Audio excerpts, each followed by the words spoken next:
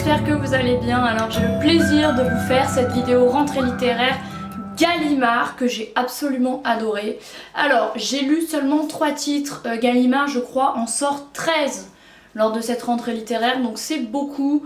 De mon côté j'en ai lu seulement 3 parce que j'ai pas le temps de lire 13 livres d'un même éditeur. Je pense que vous vous en doutez, puis j'en ai reçu que 4, ce qui est largement suffisant.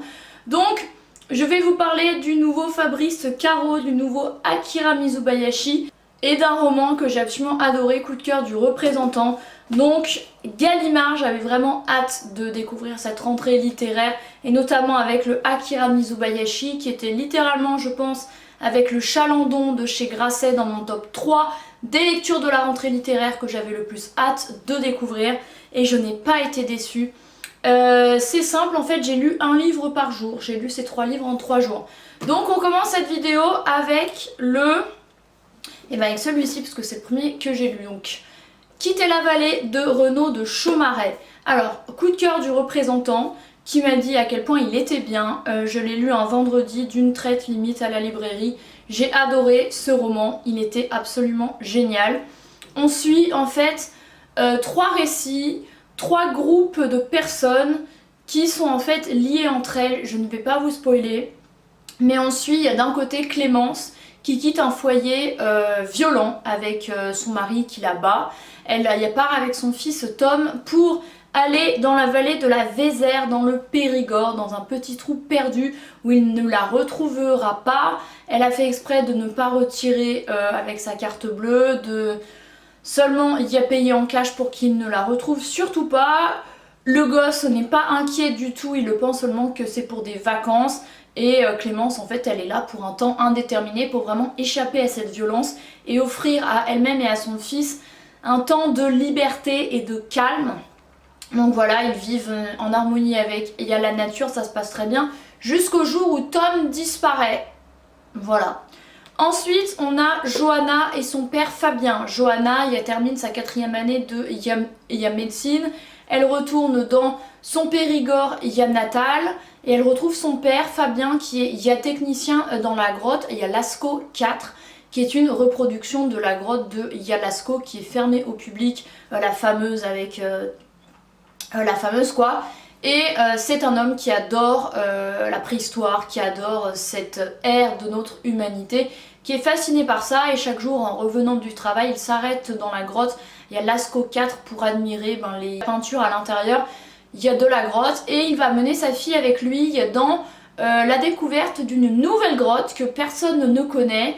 Ils y vont ensemble, la jeune fille fait jurer à son père qu'ils ne vont rester que quelques minutes, genre 10-20 minutes, et en fait ça va se prolonger, ça va devenir un peu dangereux, sans lumière, sans batterie sur le téléphone, bref. Et d'un autre côté, 3e récit, Guillaume, un jeune paysan donc, qui habite dans la Vézère, donc en fait à chaque fois c'est dans le même coin, il pourrait être voisin quoi, qui va rencontrer Marion, un été, une jeune enseignante qui vient dans le Périgord pour aller voir sa cousine. Et Guillaume va s'enticher de cette jeune femme plus âgée que lui. Il va être fasciné par elle, il va vouloir même y dévorer, y posséder, bref. Et il va se passer des trucs. Bref, je ne vais pas vous en dire plus sur ce récit, mais c'est absolument génial. C'est hyper bien trouvé. La fin, j'ai été genre... Et j'ai relu les dernières phrases de fin 3 fois pour vous dire. Je n'ai quasiment jamais fait ça de ma vie. C'est brillant, c'est hyper prenant. Qu'est-ce qu'il est dit au dos ? Et par ces 3 récits qui révèlent peu à peu leurs ramifications invisibles et dessinent une fresque inattendue, ce roman offre une plongée haletante dans un territoire où le temps et la roche se confondent. Servi par une langue éblouissante, Quitter la vallée raconte le désir farouche que l'on éprouve tôt ou tard d'échapper à sa propre condition. Génial, 9,5 sur 10, 10 sur 10, vraiment. Second roman, rien à voir, et j'avais envie d'un truc léger et drôle, le dernier Fabrice Caro, Les derniers jours de l'apesanteur. À son image, alors j'ai seulement lu... j'ai lu lequel ? Journal d'un scénario, de lui j'ai Fort Alamo également ici que je n'ai pas lu. Mais j'avais hâte de me replonger dans un roman de Fabrice Caro, donc comme à son image, c'est drôle, c'est loufoque, bien sûr quand même il y a une histoire de fond. mais c'est génial. Je me suis pris des fous rires les gars avec. Donc ça je l'ai lu un samedi d'une traite à la librairie, je me tapais des fous rires en caisse, enfin vraiment c'est génial. Alors on va suivre, il y a Daniel, fin des années 80, au lycée, il y a Daniel à 17 ans, il vit avec son petit frère, ses parents, et c'est la vie de Daniel au lycée avec sa bande de potes, Justin et Marc, un qui est obsédé par une fille et il va lui graver des cassettes, et en fait c'est Sardou sur la cassette, et c'est pas un autre groupe, il y a Tendance 2, il y a l'époque, et un autre il ne sait pas s'il est en couple avec une fille qu'il a embrassée durant une soirée. C'est les jeunes hommes qui dessinent des vagins et le point G sur des dessins en cours qui se le font choper. C'est la réputation de chacun, c'est un des élèves qui arrive en béquille au lycée. C'est vu comme hyper stylé parce que le mec a eu un accident de moto, donc ça suppose qu'il a une moto, donc il est cool. Et qu'il est parti en week-end avec, donc il est super cool. Bref, c'est cette époque-là, c'est hyper drôle. Il y a plein de répliques absolument incroyables. Franchement, si vous voulez un truc drôle, mais également quand même un récit sur l'adolescence, sur quoi faire après le lycée, sur trouver sa place, ce sera génial. Je vais prendre des répliques que je me suis écrites parce que c'est absolument génial. Ah oui, également il y a l'histoire d'un terminal qui meurt en rentrant en fait d'un club, et il écrit qu'en fait il y a un classement dans le top souffrance et qu'il y a les élèves entiers du lycée, lorsqu'ils apprennent cette mort, essayent en fait de se trouver des points communs avec le défunt, comme si ça allait vraiment les rapprocher de lui et les mettre bien sur l'échelle du top souffrance. Il y a par exemple, il le dit, je m'attendais à tout moment à des rapprochements tels que une Ford Escort, donc qui est la voiture du défunt. C'est dingue, il y a mon oncle a une Ford Fiesta. Il y a la phrase revenant le plus souvent a été dire que samedi encore j'étais au téléphone avec lui. Et en fait, il y a Daniel, notre protagoniste, se fait la réflexion que si le défunt avait réellement été au téléphone avec tout un chacun qui clame avoir été au téléphone avec lui, il aurait passé plus de 24 heures de sa journée à être au téléphone avec quelqu'un. Donc c'est impossible. Qu'est-ce qu'il y a d'autre que j'ai écrit? C'est absolument trop drôle. Notre protagoniste également est amoureux d'une certaine Cathy Mourier qu'il a larguée pour un autre. Et à chaque fois qu'il la croise, c'est difficile pour lui. Également, il va donner des cours de maths à une certaine Béatrice Rigaud, dont les notes plonge encore plus au fur et à mesure qu'il lui donne des cours, donc il se demande si c'est bien utile. Et à chaque fois que Daniel va chez elle, il se passe un truc de fou avec la mère, voilà. Il y a également aussi une réplique qui m'a beaucoup fait rire, en mode rire jaune, au moment où des correspondantes allemandes viennent au lycée, il le dit, il y a toutes les mêmes ces allemandes, et que ça ne l'étonnait pas qu'elles aient porté Hitler au pouvoir. Voilà. Il le dit également par rapport en fait à une loi qui est en train de passer, un scandale qui a lieu à cette époque. Il le dit, j'avais du mal à comprendre pourquoi cet homme était foutu parce que nous étions dans la rue, d'autant que nous n'étions pas vraiment dans la rue mais dans la cour du collège. Voilà, plein de réflexions comme ça hyper drôles. Vraiment, il y a 9,5, 10 sur 10. Si vous voulez quelque chose de drôle qui vous ramène à une époque personnellement que je n'ai jamais connue, et ça c'est trop bien. Et le dernier roman, il est là, c'est La forêt de flammes et d'ombre de Akira Mizubayashi, donc que j'ai lu le dimanche, donc ça a fait en fait vendredi, samedi, dimanche, on est mardi, au moment où je filme, donc c'est encore bien frais. Le dernier Mizubayashi, alors j'ai seulement lu Suite inoubliable de l'auteur japonais qui est écrit en français. Hier, je me suis mis de côté Âme brisée et je me suis commandé Reine de cœur et La langue de Milan parce que je veux vraiment continuer de découvrir son œuvre et son écriture que j'adore. Alors, il y a toujours un peu le même genre de ce que j'ai compris par rapport aux autres résumés des autres romans. On va parler art, et musique, guerre, France, Japon, amour, amitié, passion, bref. On suit 3 personnages principaux, Ren, Yuki et Bin. Ce sont 3 jeunes gens en fait qui se rencontrent dans un centre de tri postal de Tokyo, fin d'année 1944. Donc ils travaillent ensemble en fait.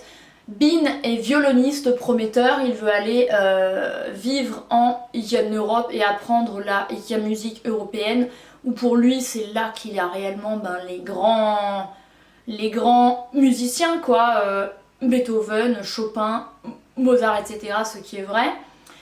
Yuki de son côté, donc c'est une femme, elle est apprentie peintre, elle peint très bien et elle vit avec sa tante je crois. Et Ren qui est également apprentie peintre, qui est également obnubilée par l'art européen, par les grands peintres.